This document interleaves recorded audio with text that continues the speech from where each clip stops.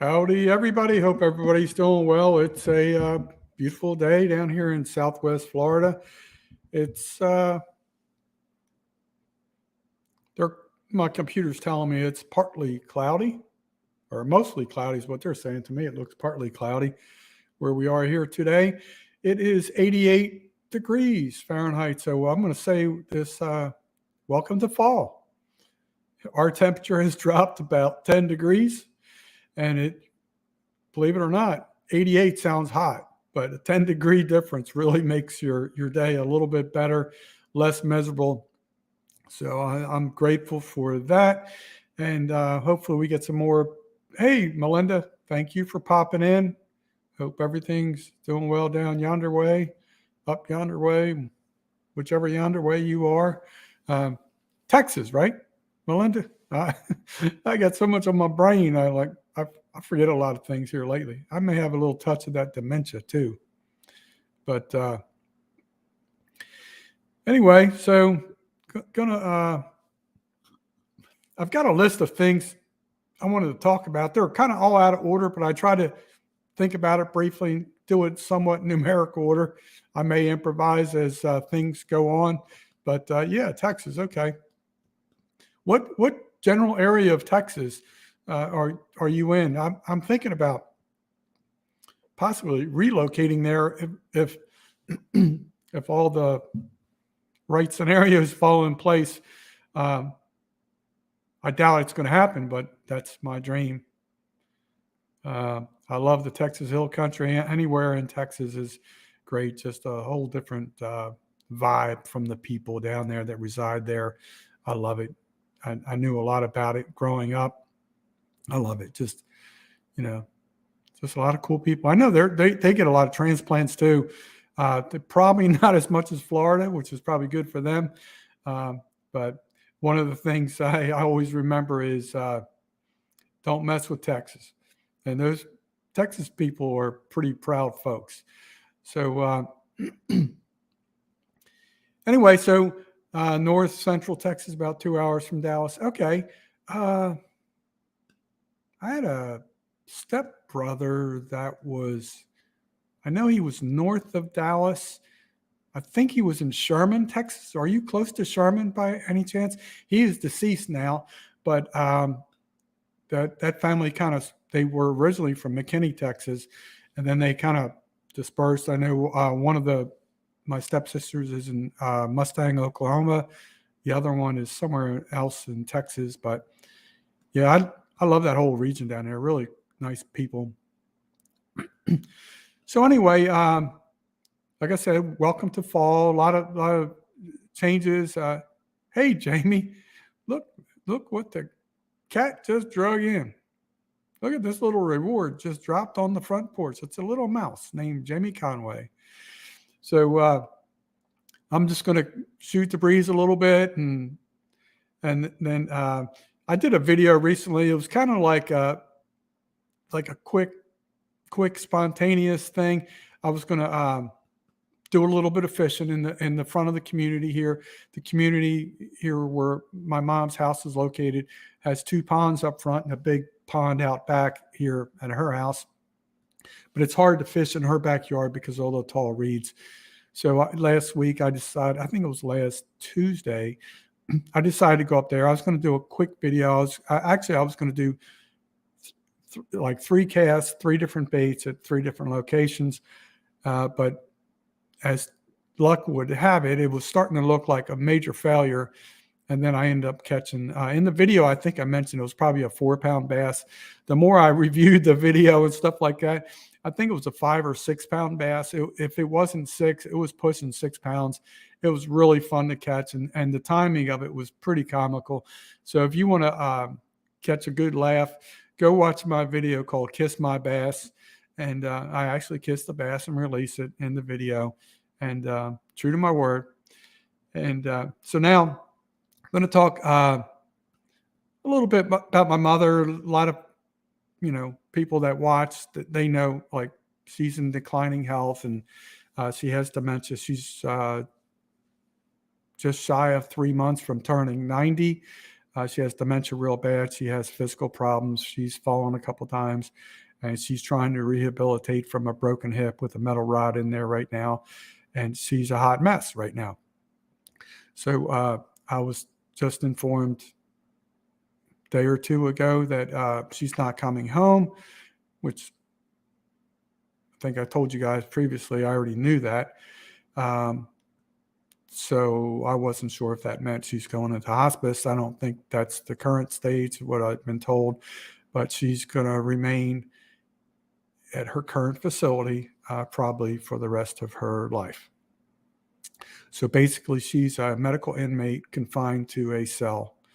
Her only existence at this point in time is living in a bed.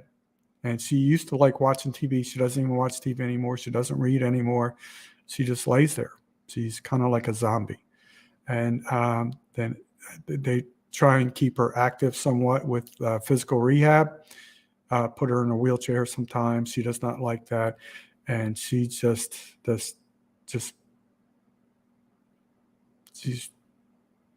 like, I hate to say it, but she's now a medical inmate for the rest of her life. However long that may be. Probably not long. But so I did want to share that. So we're moving on to number 4. So there was some family dynamics that occurred not last night, but a couple of nights prior to. And my other channel, which is called at Gary Galden, the G Money Podcast. I was real excited. I've been working on that for a long time with different special guests that any of my normal YouTubers would not know. I had something lined up for 9:30 this morning. It was going to be pre-recorded. It was going to be released on Thursday night, so the participant could also view and participate in the premiere.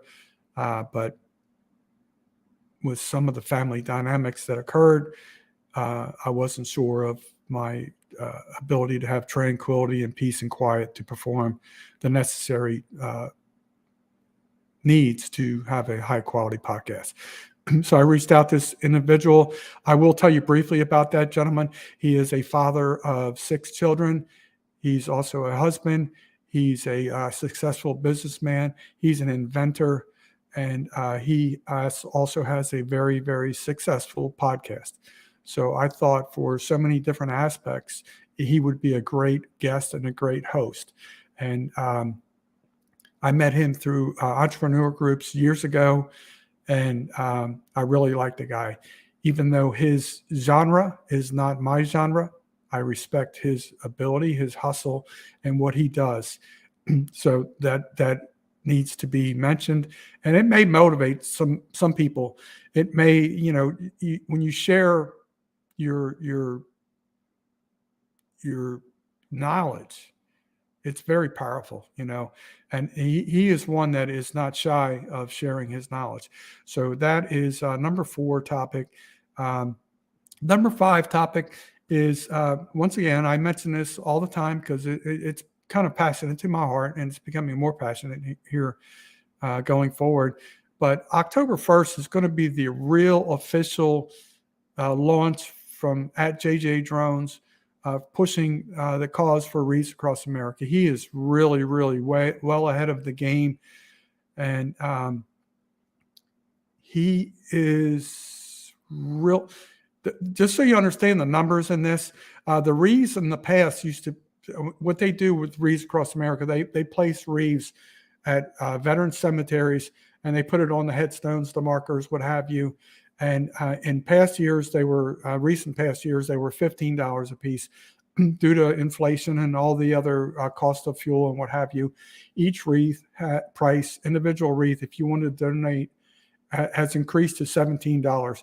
So Jason Johnson at JJ Drones has been doing a fantastic job, doing an early drive and a push to increase the amount of wreaths that get placed on these headstones and markers for veterans.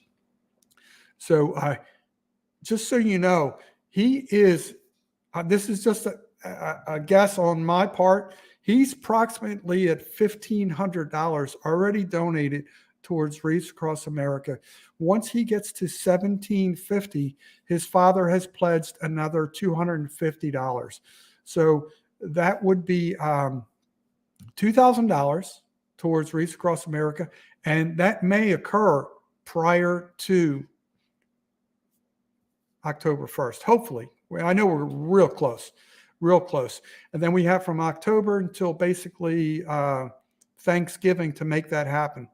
And then this is done around that time, that holiday season. So I commend Jason Johnson for being a part of that, and his company at Break Bush Transportation. Sometimes I talk too fast. They are actually sponsoring some logo trucks this year, these big trailers that are going to be delivering these reefs. They go to the Northeast. I'm trying to remember the state, Maine, Vermont, Connecticut. I think it's Maine. And they pick up these fresh reefs and they deliver them all over the country. So Breakbush last year, they delivered it to, I believe it was Chattanooga, Tennessee. So we're going to move on from that topic. But if you want to learn more, possibly tune into at JJ Drones tonight, 8 p.m. Eastern time. He has a special live broadcast tonight that you may like watching. So what's going to be discussed, we're moving on to topic number 6, which was kind of tied into number 5. Jason Johnson is doing a Hurricane Ian then and now event tonight live on his channel at JJ Drones. It's there's been a lot of preparation for it. Some may be falling through the cracks. There's a lot of really good content. I think you're going to enjoy it. As depressing as it is, it's kind of there's always some sunlight that comes through the silver lining, or whatever they talk about that in the old sayings. So we're going to move on to number 7. I feel it's real important that, if you're vertical and mentally and physically capable, at some point in time, you find a way to contribute to society. It doesn't always have to be monetarily. You can just help people. Sometimes the simple, basic things you can do for other people can be free. Helping, open a door for a lady, or, like my neighbor right now. I just reached out to her. Beautiful lady, just really nice. She lives with her live-in boyfriend or husband. I'm not sure their status, and that doesn't really matter. But she's been kind of like, I haven't seen her out back. She usually takes care of the wildlife, and her grass has become very high. It's not like her. So I reached out to her earlier today, like just making sure she's okay physically. I want to make sure she didn't, have some disease that's hampering her from performing her duties. And if I had a lawnmower here at this residence, I would go cut the grass for them. And if I had a weed whacker, I would do that. I may try and scrounge up 30 or 35. I'm not sure what the lawn care fee would be, trying to help them out. But so how are you contributing to society? Are you contributing with positive comments? Are you a positive person? Or what are the things you're doing to contribute to society? It could be so many different aspects. I'll leave it up to you to decide, today, maybe, life gets you down like it does me many times, and I'm still down in the gutter. I'm not going to lie. But try and find ways to contribute to society. If you got a couple bucks in your pocket and there's a police officer at Dunkin' Donuts, most of the time they get it free anyway. Show your appreciation. Buy them a cup of coffee. Buy them a donut. It'll be comical, but you can still do a good deed. It could be a fireman. There's so many aspects. You can do good deeds. They don't have to be astronomical in fees. So I'm going to move on to number 8.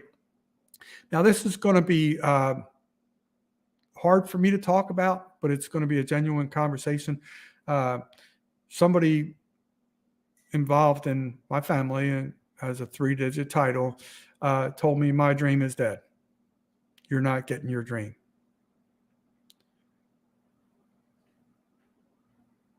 So there was a lot of unpleasant dialogue. And believe it or not, for once, I stayed very calm. I did not raise my voice, and I tried to have a human to human dialogue. And the other person was just yelling and shouting, kept restating that I'm not getting my dream. So you can infer what that is. So that person thinks he's my daddy. You ain't my daddy, dude. You ain't my daddy. Not today, not tomorrow, not in the future. So I'm going to flip over to something that you're probably wondering, first of all, let me talk about the thumbnail. I'm just having a little bit of fun with that thumbnail because I've received a little bit of negative feedback here recently. I did a little short video, kind of like making fun of it. And then if you look at that thumbnail for today's video, a customer came into where I work. I believe it was yesterday. Yeah, I think it was yesterday, and it had that shirt on. So I said, "Oh my gosh, this is too funny. Can I take a picture of it?" I had to crop it a little bit more than I wanted to, but anyway, so that's the thumbnail. So I just thought it was comical and funny, but there's no need for hate. I I brought a little prop out here. Normally I don't do this. This is a remote control. You can see how it works. You have a volume, you have a channel changer. If you don't like what's on TV, just change the channel. I don't yell and scream at the TV before I change the channel. I just move on, change it to the next channel. That's all you got to do. It's pretty easy. Common sense 101. So I'm just having fun with the hater thing. I'm not that worried about it. So that was number 8. Let me move on. Okay, yeah. So I said number 9. So this is the title, and this is kind of like very, very important to me because it has a lot of meaning. And you guys are going to find out soon what it means to me. That's going to be a reveal for another day. But if you've never heard the song, I'm sure you've heard it, maybe not listened to it or understand the meanings of the lyrics. There's a country musician named Tim McGraw. His father was a pitcher in the Major League Baseball level. He pitched for the Mets and the Philadelphia Phillies. And he won a World Series. Very, very cool, colorful individual. His name was Tug McGraw. So he ended up being diagnosed with brain cancer that obviously was going to take his life. So the lyrics from Tim McGraw, his son, "Live Like You Were Dying," is very special and meaningful. If you really think, if you don't know the background of that song, that's what it's about. It's about his father. His father was dying, had brain cancer. There's some long word, the technical definition of what it was, but it's basically brain cancer. So I'm going to read to you some of the lyrics. And basically he asked his father, when you got the news, when you got that kind of news, man, what did you do? And these are I'm not going to sing the lyrics. I'm not even sure if I'm allowed to repeat the lyrics, but he said, I went skydiving. I went Rocky Mountain climbing. I went 2.7 seconds on a bull named Fu Manchu. I loved deeper. I spoke sweeter. I spoke sweeter. I gave forgiveness. I'd been denying. And he said, someday I hope you get the chance to live like you were dying. So there's many people in that boat, right? So that's not what he said, but so I'm going to continue. He said, I was finally the husband that most of the time I wasn't. I became a friend you would like to have. All of a sudden, going fishing wasn't such an imposition. And I went 3 times that year. I lost my dad. Well, I finally read the good book and took a good look. Long, hard look. And what do you do? At what I'd do if I could do it all again. And then I went skydiving, Rocky Mountain climbing. I went 2.7 seconds on a bull named Fu Manchu. I loved deeper. I spoke sweeter. A lot of these things I will try and do. I cannot forgive the people that have crapped on me or done me harm. So forgiveness is not in my cards. Someday I hope you get the chance to live like you were dying, like tomorrow was a gift, and you think you've got eternity to think about what you do with it. What could you do with it? What did I do with it? What would I do with it? So it's a very deep song. I encourage every one of you, when you get the opportunity to listen to the lyrics. If you didn't understand the meaning to the lyrics, that's what it's all about. The passing of his father. And it doesn't have to be a father. It could, if it pertains to your life, it could be any family member. Just substitute. And so we were at number 9. I'm moving down to number 10. And I've talked about this previously. And I want to make a delineation so people understand. There is like mental health illness where people are just like, they're just not in the right frame of mind. And then there is literally financial depression and financial disparity. Those are two different things. Sometimes people misdiagnose that. If you're out of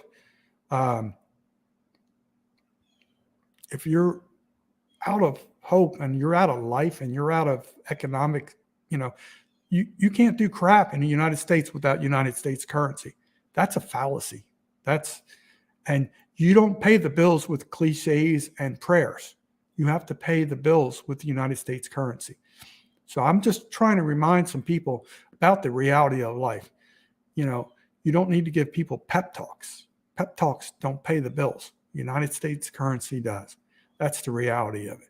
And you guys are going to learn more in the future because I'm revealing things in stages here. And it's not going to make sense right now. But one thing I've been working real hard on, as much as finances will allow me, I've been working very hard for years trying to keep my credit status from plummeting. And I've been very fortunate for the most part. It's stayed stable. And someone recently told me, who thinks they're in charge of my life, that no, let your credit go. I'm like, so that's when I realized what I already knew. Yeah. I played the game, right? No. When you're 61 years old and your credit gets destroyed for 7 years, you're not going to financially rebound till you're 68 years old at best. At 68 years old, I may be deceased. So that is not good advice. I suggest to any and every one of you to really understand your credit, do research on credit report, know your due dates, know how far you can push it back. I don't mean push it back, but if you have a bill due on, let's say, October 1st, and you pay it on October 28th, yes, you were late by the due date standards, but credit reporting does not show that you paid it 28 days late. If you pay it 30 days late, it's going to affect your credit report. So a lot of that is what I have been trying to do. I'm trying to close ground. There's been several reasons why, I was on a right path I'm going to talk about that more in another video coming soon. Why that, but due to certain confidentiality things, I have to kind of squelch as much as I want to say. But there's a lot of things people need to learn about credit reporting. That's something that really, really needs to be taught in high school in detail, in great detail. But so let me see. So I've talked about 11. So does anybody have any questions for me? I think I've run out of all the topic. I mean, all two people that are watching. I thought if I gave like 3 hours notice, we'd get more viewers in, but obviously the thumbnail deterred most of my viewers. So I'm not too bent out of shape about that. But yeah, the house payment. Yes. I mean, certain times, certain things. I know, Jamie, I'm reading your comment. Yes. Thank you. I had an experience. I had a loan years ago prior to Hurricane Irma that was through a private lender. And there was I was given a 6-month grace period at a reduced payment. It was a hardship program. First 5 payments were made successfully on time, no big deal. And then when Hurricane Irma was being identified as a Category 5, that was about to hit our just slightly south of me in Collier County, which is the next county down. I reached out to this lender and I advised them, look, hey, I have very limited funds. I have nowhere to stay. My landlord won't let me stay in the housing. My place of employment is unsafe because it's next to the water. They're calling for a 12-foot water surge from ground level. I need this money to evacuate. And they told me, I called them 5-6 times. They said, you're SOL.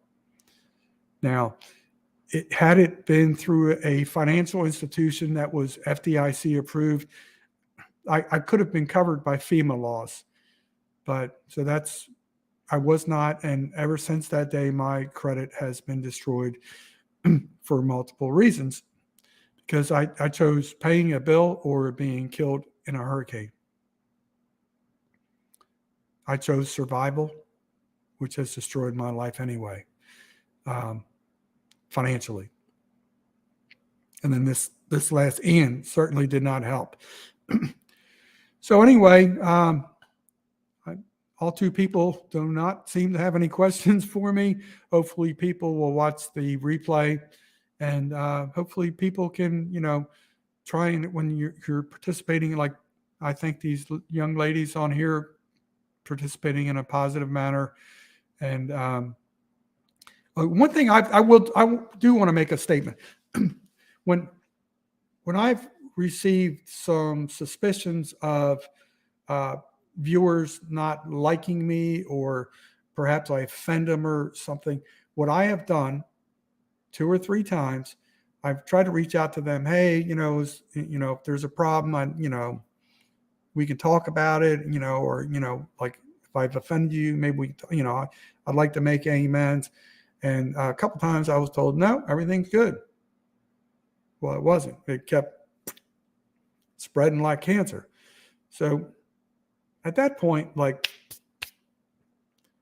when you try and make amends right, politely, not publicly on a large platform, show your ass or anything like that, and you've tried to reach out to people politely, at that point, I don't care. You know what I mean? And that's, if you try to take the high road and people take the low road, it's over. It's over. I really don't care. But I will say there's a lot of great people on YouTube. The young ladies participating today. Nick Conway's a great man. There's a lot of great people. I mentioned JJ Drones. There's Shade Tree America. There's so many great channels out there that actually participate to society in a positive manner. People are trying to do positive things. YouTube's a great platform. I love it. I love it. I would be very upset if I lost it, and there's a good chance I'm going to lose it coming, in 30 days from now. Let me ask, I forgot to ask this question. If you had 30 days to live, what would you do? This kind of relates to the title of the this video.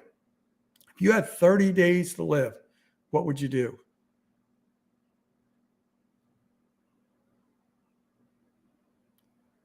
In 30 days, if I'm still vertical, I'll be coming to you from my homeless headquarters, which is not going to be pleasant. I've been there before. I don't want to go there.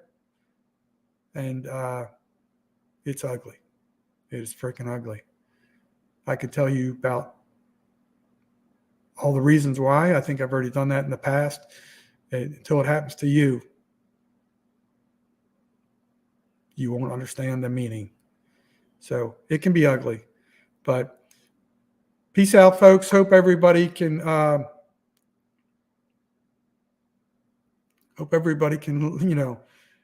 and enjoy life.